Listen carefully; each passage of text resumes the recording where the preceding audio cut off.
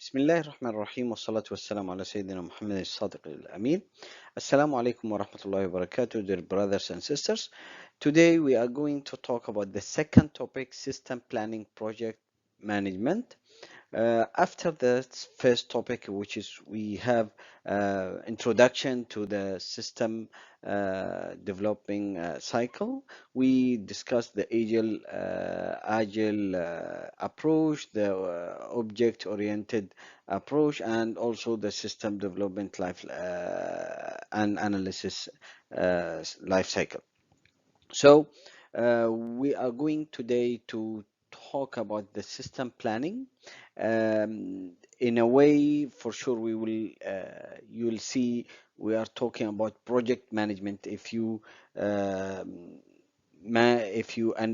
listen or attend any project management workshop and so on, you will hear a lot of subtitles or major topics we talk today. In this topic is related to the project management, because project management means this project have specific period of time, so we need to manage it wisely, efficiently, effectively, to ensure that we achieve the operation.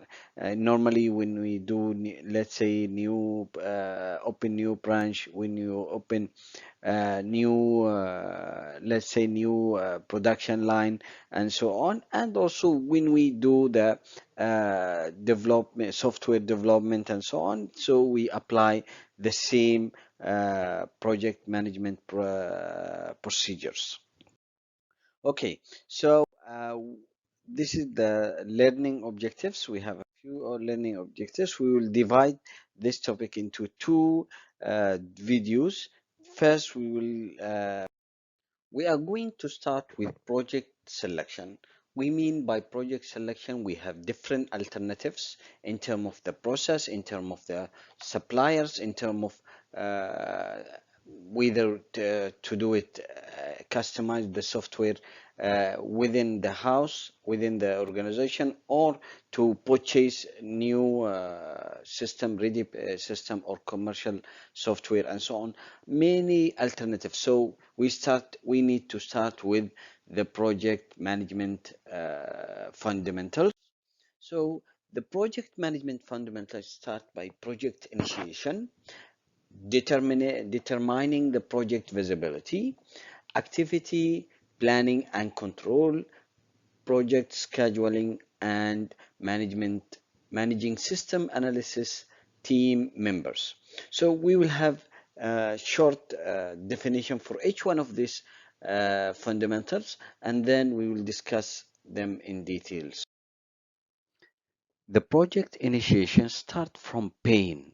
What I mean by pain or opportunity means when the company or facing, or the organizations facing difficulties or issues in their business process and so on, or in using the existing or the existing software, then the initiation of the project will begins and raise. And also when they, let's say, they have e-commerce, they have planned to gain profit from involving inclusion the business of e-commerce, then that is opportunities. Okay, then the second one is determining the project visibility. Here we are trying, or the project management is trying to check in the initial stages whether this project is visible or not. Is it by doing the cost and benefit analysis?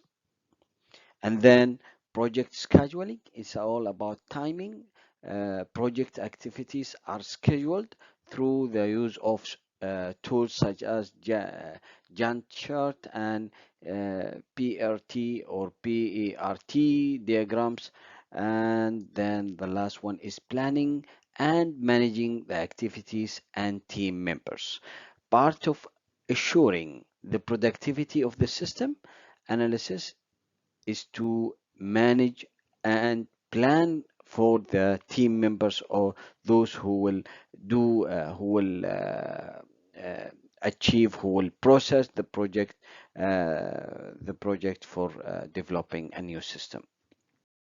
Project initiations comes from either the problems or opportunity to grab, problem to solve or opportunity to take and improve the current process or business process. So both problems and opportunities can raise as organizations adopt to and comes with the natural or the evaluationary changes. Problems in the organizations, the problem that lend themselves to system solution, opportunities for improvement caused through the upgrading, altering, or installing new systems. Figure 3.1 is to help how to identify the problems, checking the output and so on. So observing employee behavior and listening to the feedback either from internal or external users are all ways to help the analyst identifying system problems and opportunities. So let's have a look into the how to identify the problems. For the first category is checking the output against the performance criteria. So we check the output against the performance criteria. So looking to this specific signs or indicators about the any problems in the output of the system.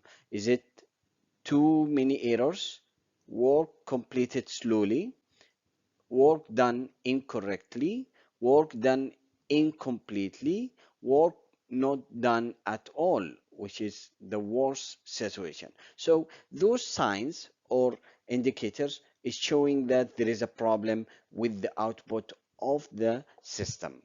And then the second category is about observing the behavior of the employees, checking high absenteeism means the absence is too high, high dissatisfaction. They are not satisfied with the high. They are highly dissatisfied with the system, with the some process and so on.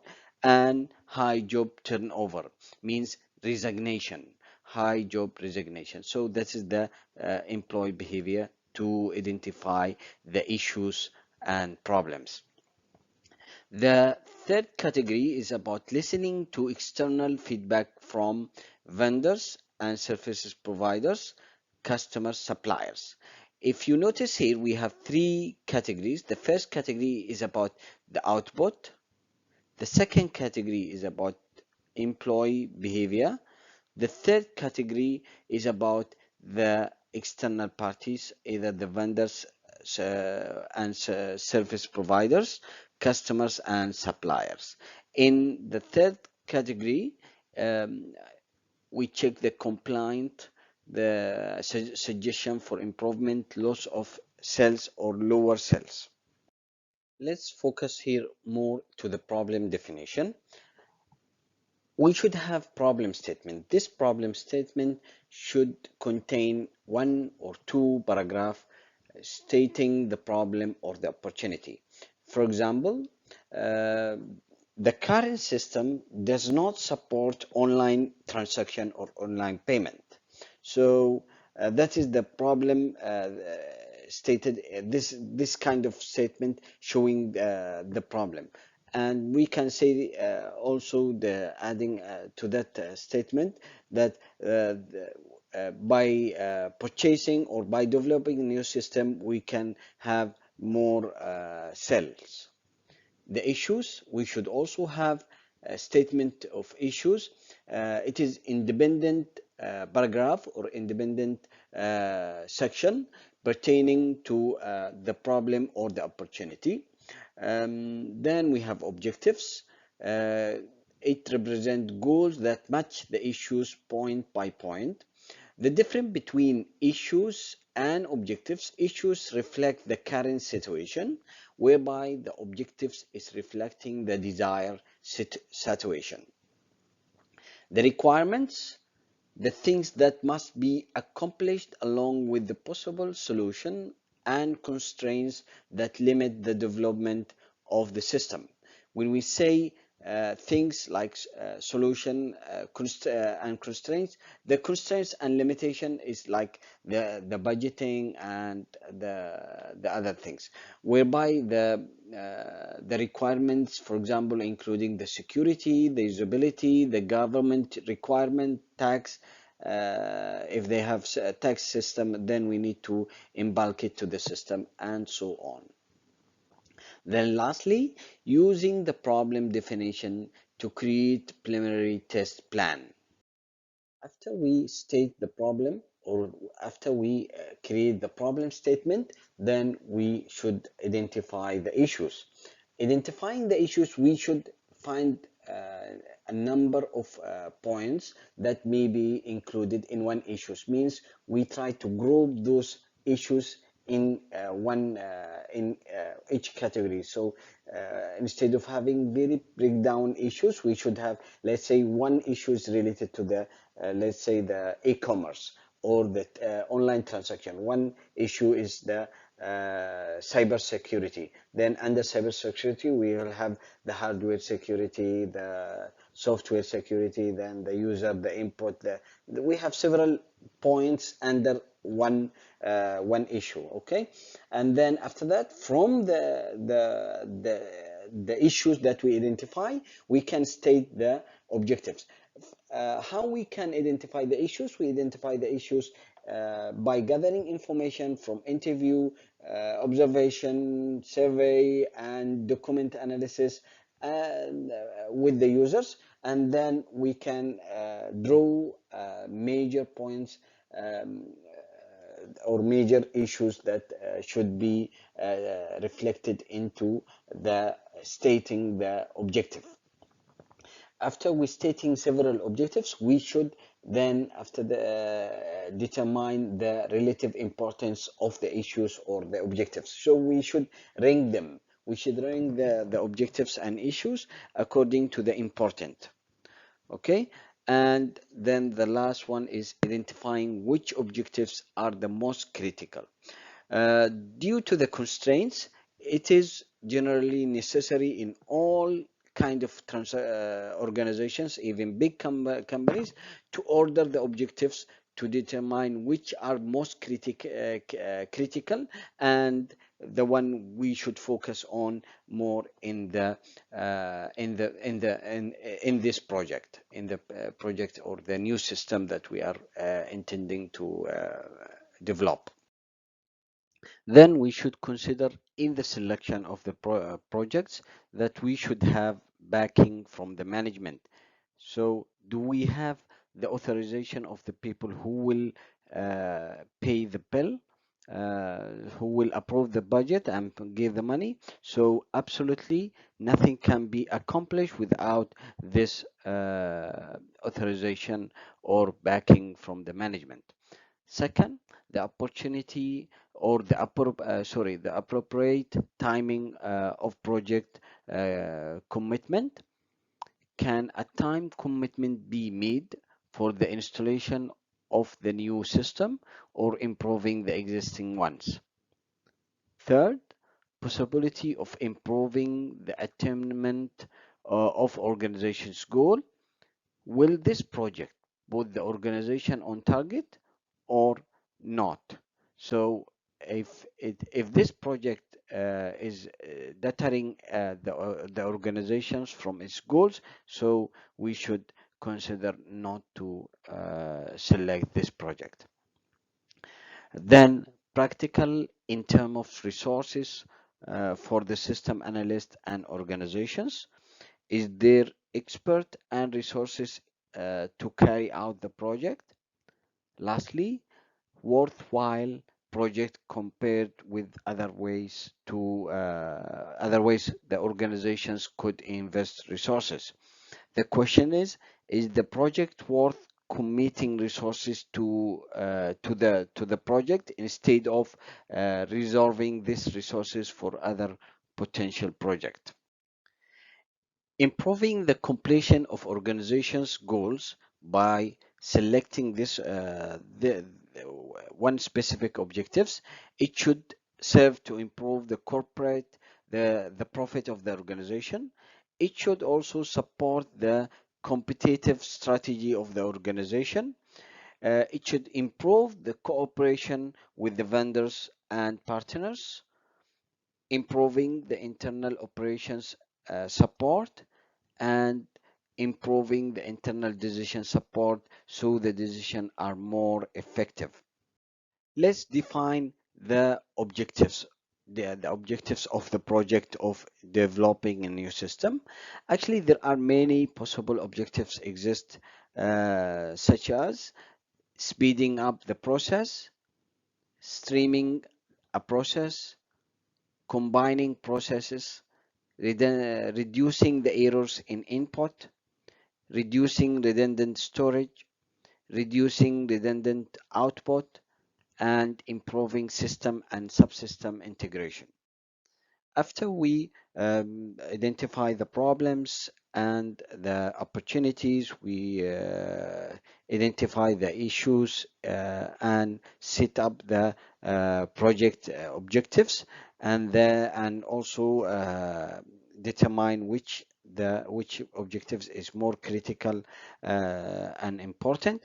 Now let's move to the new sub topic under the planning system planning, which is the visibility study, running or doing the visibility study. Visibility study is in a simple way is running or performing cost and benefit analysis. Determining the visibility. I think we did mention the visibilities, the dimension of visibility study in several topics in ICE 1 and so on. So assessing in three principal ways. The three dimensions of visibility normally is operational dimension, technical dimensions, and economical dimension. Figure 3.3 is illustrating the key three elements of visibility study: technical, operation, and economic. And there are sub topics or sub questions under each one of it, of this key element. Okay, so under technical visibility, we have, is this system adding, or this new system uh, adding anything to the present system in terms of the technology availability. For the operational visibility, there are sub elements. One is whether the system will operate when put in the surfaces, whether the system will be used. And then under economic visibility, system analysis in terms of time, cost of system study, cost of employee time for study, estimating cost of hardware, then cost of packaged software or software development. So with either one. So under technical visibility, we should consider, or we should ask question whether can the current technical resources be upgraded or added to in a manner that fulfill the requested under the consideration. Meaning that the current system that we have, should we upgrade it, have some upgrading, adding some features and so on. And if that's possible, then it's good, better, it's less cost, if it is effective, then we just go for it, because less effort and time and cost. If not, then we should consider, is there technology in existence that meet the specifications, meaning that uh, with other vendors, or with the software vendors, or with other competitors, do they have already existing technology to resolve this problem, the problem that we are facing in the system? Operational visibility is all about the users and how the users who will operate the system or the new system. So the operational visibility determines if the human resources are available to operate the system once it has been installed. If the users satisfied or the staffs are satisfied with the current system, then we should expect high resistance of implementing the new system.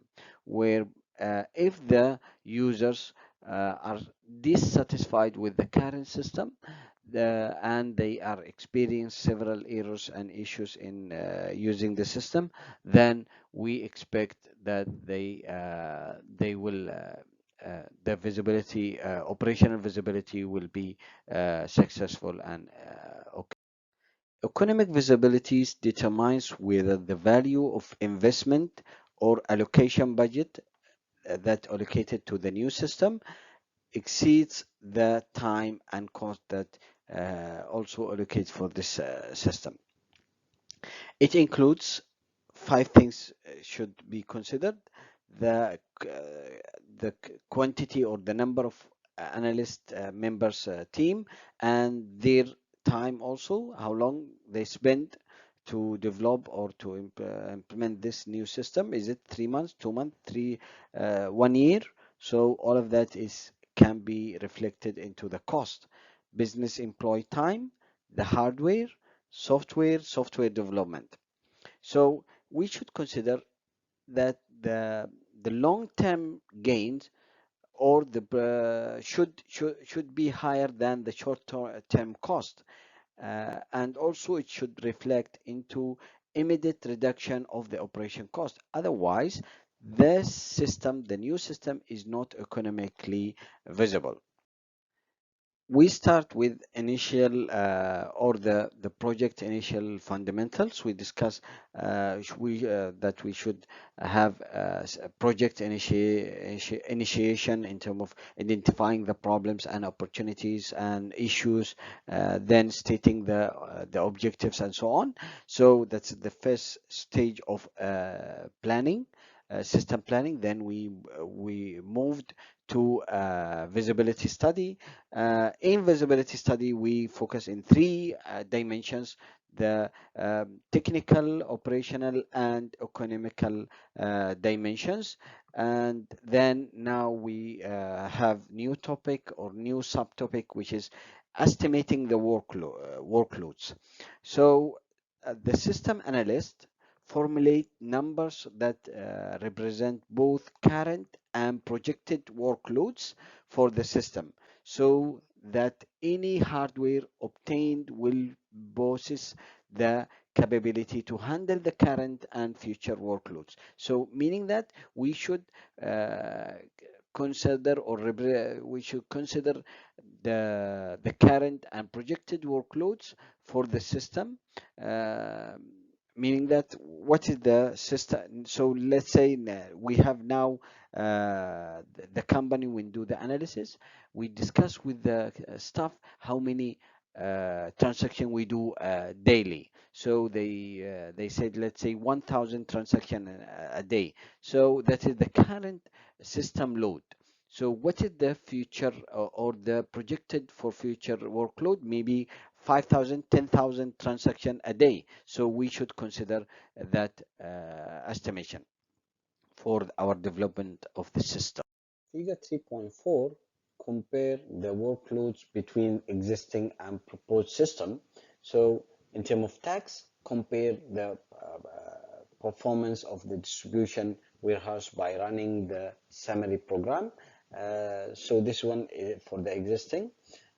You can see the proposed system is compare the performance of distribution warehouse on the web-based dashboard. I mean, we try to make it online transaction.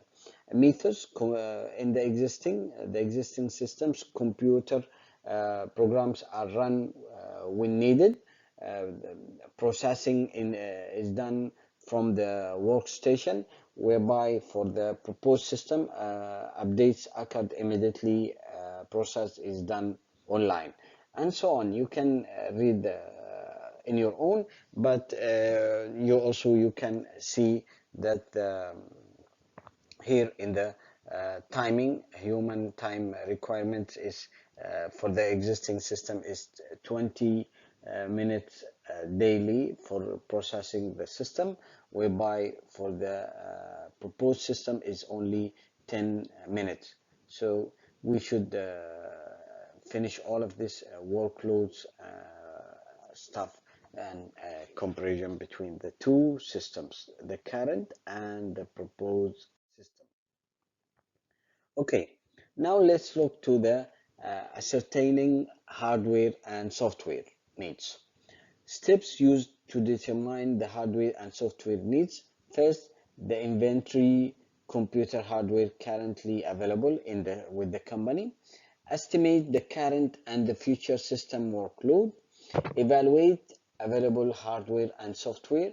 Choose the vendors for the gap. If let's say we found that we have in terms of laptops, we have or in terms of hardware, we have, let's say, 80% of the required for the new system. So we need to add on 20%. 20% we need to choose the proper vendors and then acquire the computer equipment.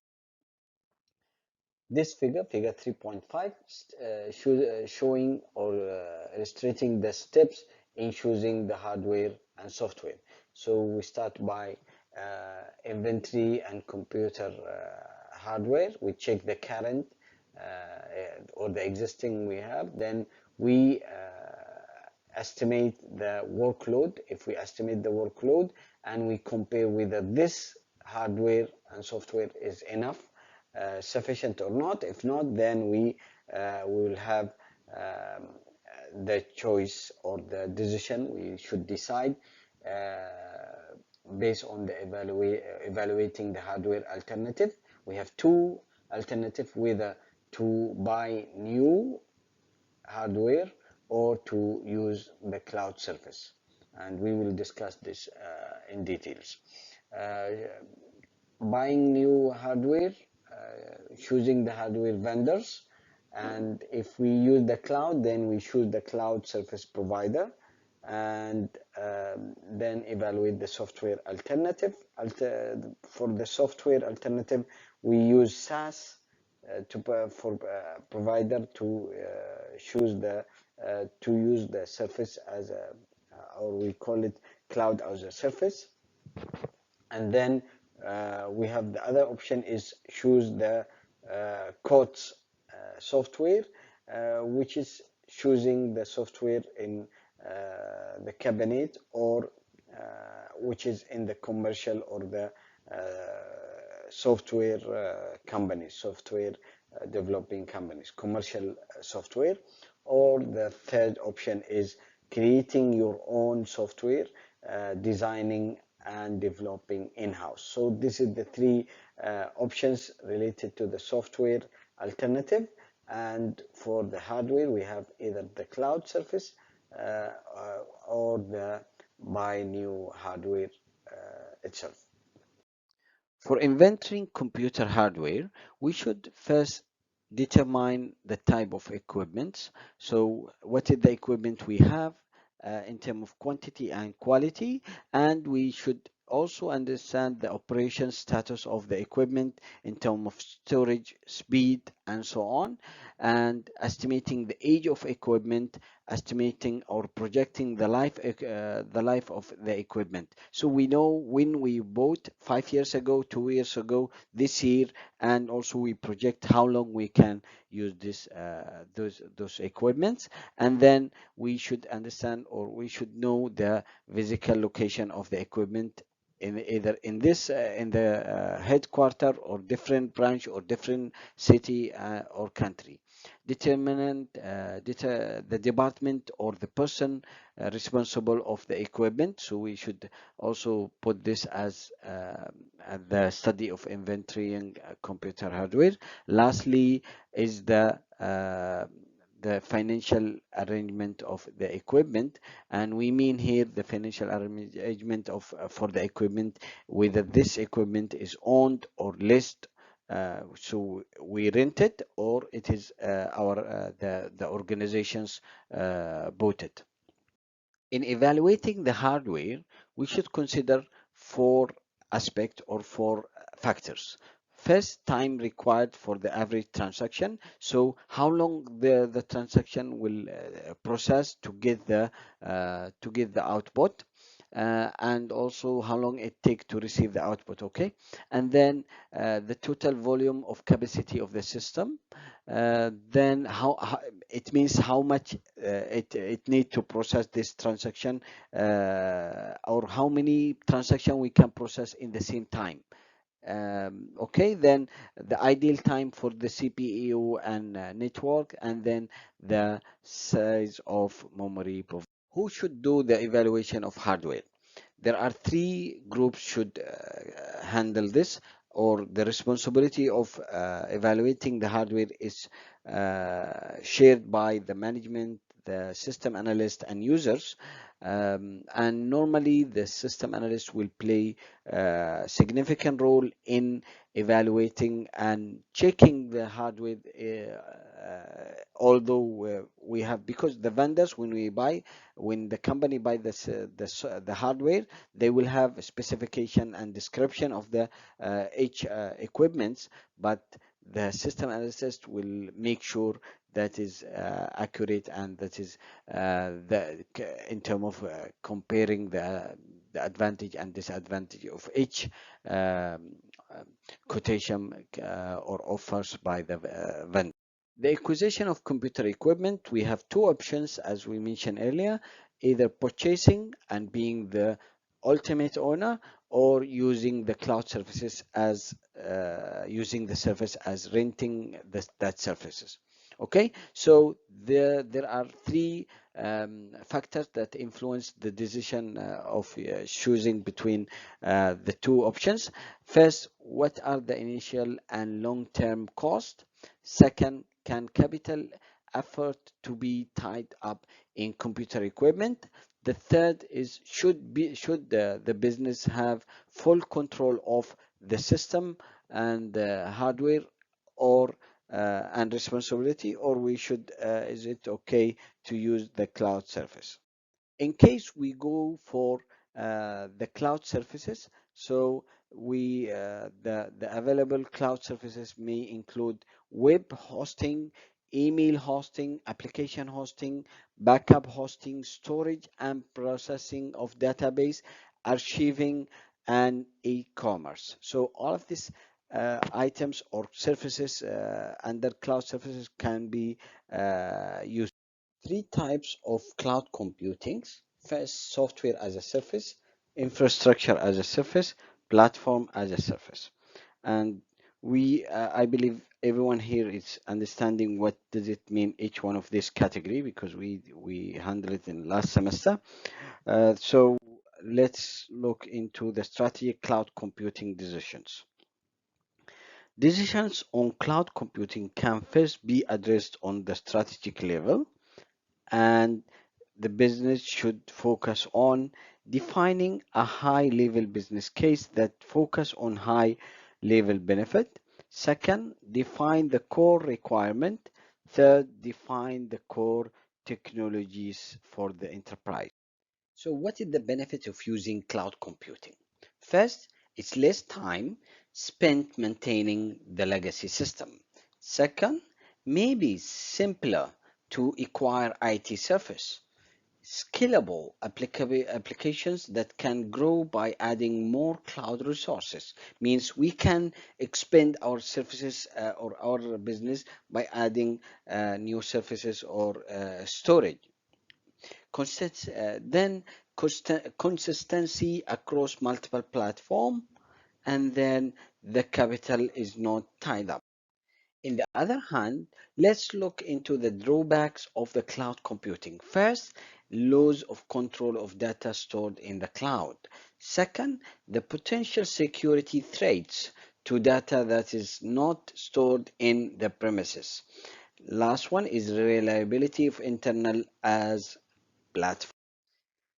Figure 3.6 is this comparing the advantage and disadvantage between buying computer hardware or using cloud services.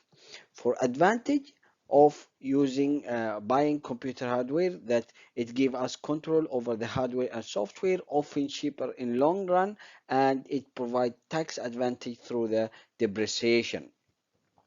And then the disadvantage, initial cost is high, risk of obsolescence, risk of being stuck if the choice of buying those items or equipment hardware is wrong, then full responsibility for operation and maintenance.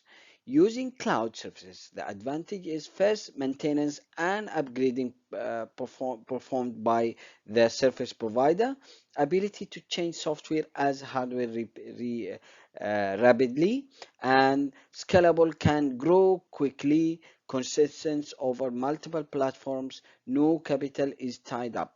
Okay, and then the company does not control its own data.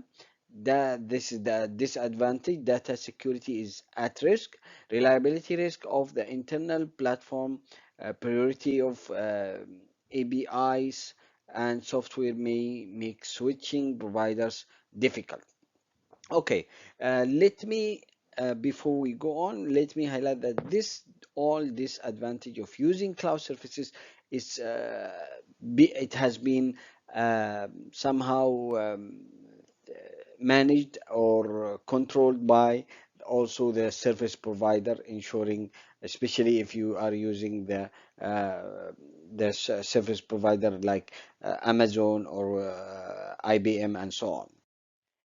Evaluating the vendor support. So either it is buying the equipment, the computer equipment, or it is based on cloud computing. So both we should evaluate the vendor support, and we should evaluate the hardware support, the software support, the installation and training support, and then the maintenance support.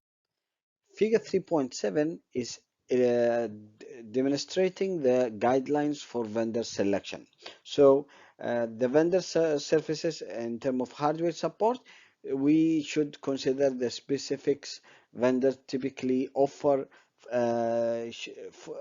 full line of hardware, uh, quality products, warranty, software support is complete the software needs, custom programming, and then warranty.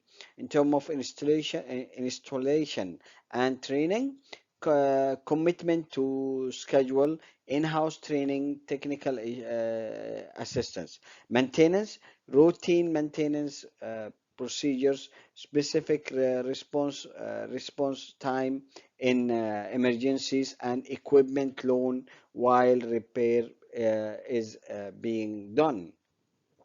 Then cloud services, web hosting, email hosting, data storage, software as a service, automatic software upgrades, support services, security, and antivirus protection. So all of these specifications or signals should consider to when we compare the vendors selection.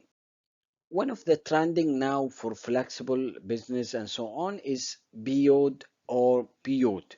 PYOD is bringing your own device or bringing your own technology. What we mean by that, the organizations will have more flexible software that can be connected to the staff or employees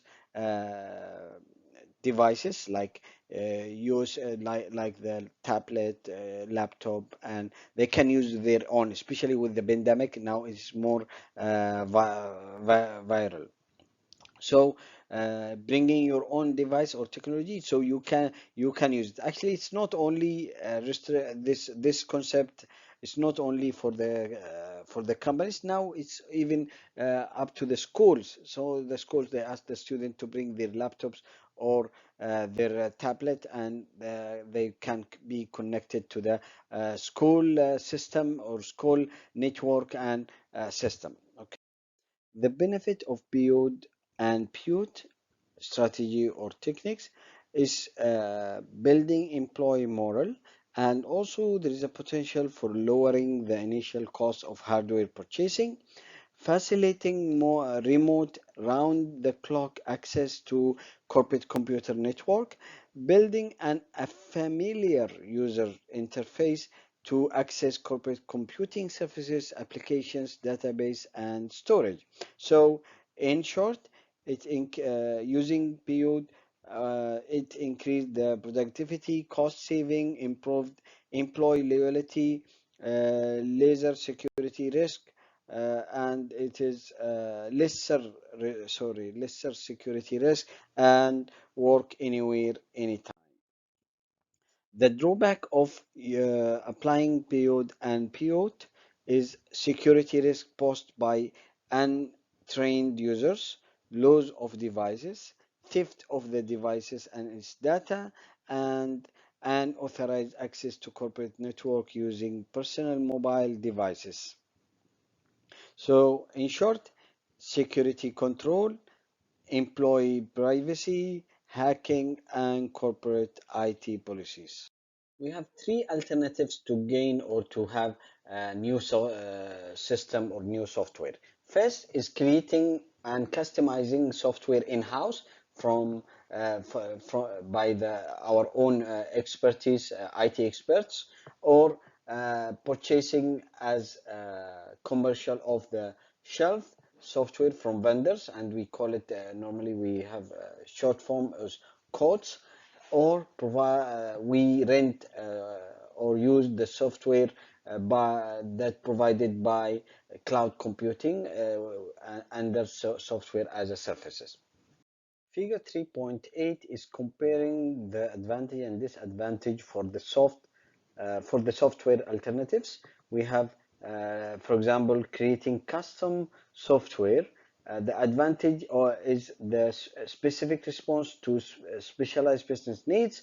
Involve innovation may give from competitive advantage, mean we can get uniqueness in compared to the competitors, and also in-house staff available to maintain software. Then lastly, the period of owner. We can sell this software. This advantage may be significantly higher initial cost compared to the costs and software as a services. Okay, necessary of hiring, working with development team, ongoing maintenance, and so on. All of this is the disadvantage. You can see also, we can see the purchasing costs packages. The advantages is refined in the commercial world, increased reliability, increased the functionality, often lower initial cost, already in use by other organizations, help and training comes with software. Disadvantage, the programming focused, not business focused. It's not based on the organization. It's not, how to say, it's not labeled for the company itself. It's for all industry. Most live with the existing features, limited customization, uncertain financial features of the vendors, less ownership and commitments. How about using SaaS? Using SaaS, the advantage is organizations that do not specialize in the information systems can focus on what they do best, and leave the managing and maintaining the software for the service provider. And then there is no need to hire, train, or retain a large IT staff. There is no expenditures of employee time on the non-essential IT tasks. The loss is losing the control for sure. losing the control of the data, of the system, IT employees, and schedules. Concern over the financial availability and long-run stability of the SaaS provider. Security, confidentiality, and privacy concerns. Loss of potential strategies, corporate advantages report regarding the innovation of the applications. So how to evaluate between the two software or the three that the alternatives that we mentioned? What is the criteria for evaluating the software?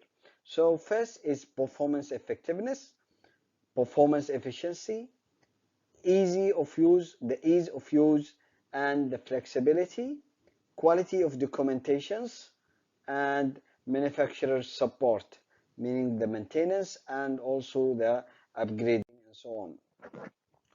Figure 3.9 giving the guidelines for the evaluating the software. So I will not go in one by one. So let's have example performing effectiveness.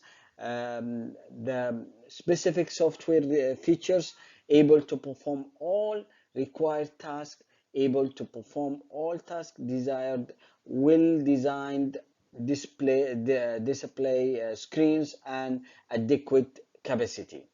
For the performance efficiency, fast response time, efficiency input, efficiency output, efficiency storage of data, and efficiency backup. Looking to, let's say, the easy of use, satisfaction users in interface, help menus available, and so on. Now let's have a look into the identifying and forecasting cost and benefits process. It is based on the judgment methods. Judgment methods, we have several options. One is estimates from the sales force. So conducting surveys to estimate the customer demand. Delphi study, creating scenarios, drawing historical analogies. Then the historical data available. If the historical data available, then we will have two forecasting types, either conditional forecasting or unconditional forecasting. Conditional forecasting is it means that there is an association among variables in the model. The correlation, then we use the correlation, regression, leading indicators, econometrics, and input-output models. But if it is unconditional, so do not need to find or identify any relationships. So it's based on judgment, moving average, and analysis of time series data. Graphical judgment and moving averages is tools to represent the estimation of trends. In the system planning, we should identify the benefits and costs of using the system or of developing a new system. So for the benefits, we have tangible benefits and intangible benefits. In the other side, we should also identify the tangible cost and intangible cost. The main difference between tangible and intangible is the measurable. It is visible, you can measure it in dollar, or for example the tangible benefits, whereby the intangible is not measurable, it's difficult. For tangible benefits, it is the measurable advantages in dollar that occurred to the organization through the use of the information system. For example, increasing in speed of processing, access to otherwise increasable information, access to information on more timely basis, the advantage of computers superior calculation power, decreases in the amount of employee time needed to complete the specific task. Whereby for intangible benefits, it is, as we said, the intangible benefits are the benefits from the use of information system that is difficult to measure. So the main feature is the difficult to measure this intangible benefits. Example is improving the benefit that improving decision making, enhancing accuracy, becoming more competitive in customer services, maintaining a good business image, increasing job satisfaction. All of this is indirectly benefits affecting the organization due to the use of the system, information system. Now let's look to the other side, the intangible costs, those that can be accurately projected by system analyst and the business accounting personnel. For example, cost of equipment, hardware, and so on, the cost of resources, employee, expert, and supply, and so on. Cost of system analyst time, cost of programmers time, employees, salaries, and so on. For intangible cost, those that are difficult to estimate and may not be known, for example, losing competitive edge, losing the reputation for being first, declining company image, ineffective decision making, and so on. Comparing costs and benefits, we should have cost analysis. What is cost analysis? Is comparing the cost and benefit analysis. And there is well practiced and well established methods to compare the cost and benefit, which is break-even analysis or payback analysis. This figure 3.10, break-even analysis, showing here, you can see that there is two lines. The red line is showing, the red line is the cost proposed system, whereby the cost of the current system is the blue, and you can see that the cost, this is the cost for the initiating the new system is above 20 and below 30, whereby the cost of the current of the new system of the proposed system is above 30. But if for the if you see here the unit sold for under the new system, the unit sold under the new system, it is for the current system is 1,000. Let's say in the maximum units sold is 1,200, but with the cost of 70,000. But for the new system, the proposed new system, the same amount of units to be sold under the proposed system, the cost is 40,000. And you can see that it's quite huge difference here between the system, this system and this system. It meaning that the current system is working well with low cost when we sold 600, when we sold 600 units. So but if we attempt, or if we plan to sell more units, then the system will cost us, the current system will cost us more cost in terms of maintenance and modifications. But the proposed system is working well. The difference between the 600 and 100, 1200 is only little. It is between 30 between 30 and 40,000. And this figure 3.11 is explaining the payback analysis, showing a payback period of 3.5 years. And you can see here we have the same cost and benefits.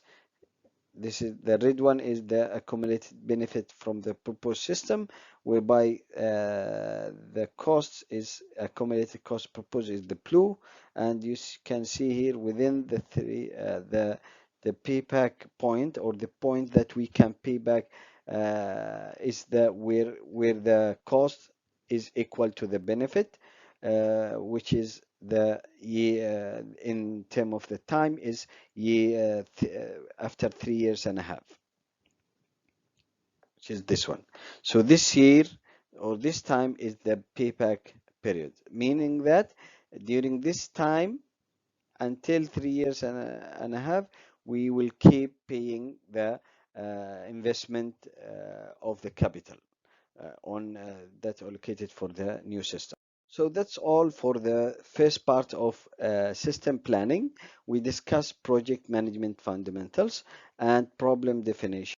We also discussed the project selection in terms of backed by management. It should be backed by management, commitment, resource, attains goals, practical, important. And also we discussed the visibilities in terms of operation, technical, economic, and we discuss acquiring of hardware and software.